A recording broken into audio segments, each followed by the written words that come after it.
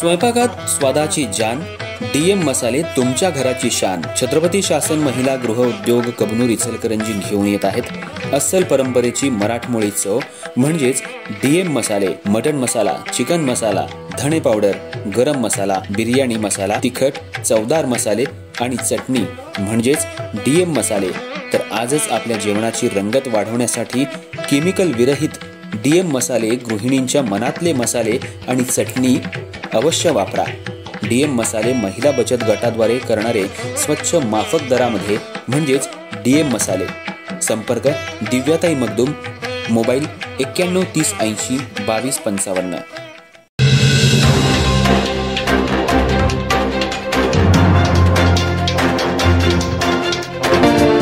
नमस्कार, मी तेजस्विनी मगदूम. एम मराठीमध्ये आपल्या सर्वांचं स्वागत आहे. पाहूया ठळक घडामोडी. कोल्हापूर जिल्ह्यामध्ये येणारा गणेशोत्सव मोठ्या उत्साहात साजरा करायचा आहे, पण पारंपरिक पद्धतीनं. 27 ऑगस्ट ते 6 सप्टेंबर पर्यंत गणेश आगमन आणि विसर्जन मिरवणुकीमध्ये लेझर लाईटवर बंदी असेल. जे नियम मोडतील त्यांच्यावर कायदेशीर कारवाई करून गुन्हे दाखल केले जातील असा इशारा जिल्हा प्रशासन आणि पोलीस प्रशासनानं दिलाय. संपूर्ण महाराष्ट्राचा आराध्य दैवत म्हणजे गणपती बाप्पा.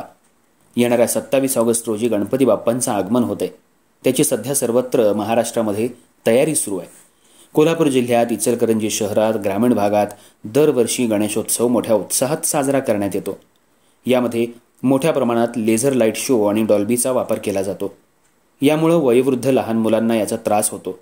याच अनुषंगानं कोल्हापूर जिल्ह्याचे जिल्हाधिकारी आणि जिल्हाप्रमुख यांनी गणेशोत्सवाच्या अनुषंगानं जिल्ह्यात 27 ऑगस्ट ते 6 सप्टेंबर पर्यंत लेझर लाईट शोवर बंदी घालण्यात आली आहे.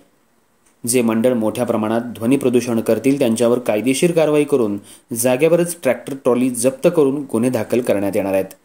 गणेश मंडळांनी पारंपरिक पद्धतीनं मिरवणूक आणि समाजोपयोगी कार्यक्रम घ्यावेत.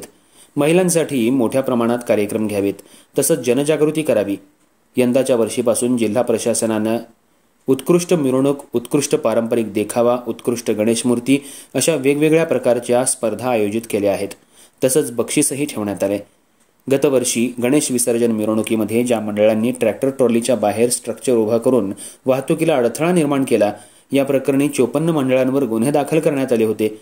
यंदाही ट्रॅक्टर ट्रॉलीच्या बाहेर स्ट्रक्चर लावल्यास ट्रॅक्टर ट्रॉली चालकांवर गंभीर स्वरूपाचे गुन्हे दाखल करण्यात येतील आणि ट्रॅक्टर ट्रॉली जप्त करण्यात येईल असा इशारा जिल्हा पोलीस प्रमुख यांनी दिलाय.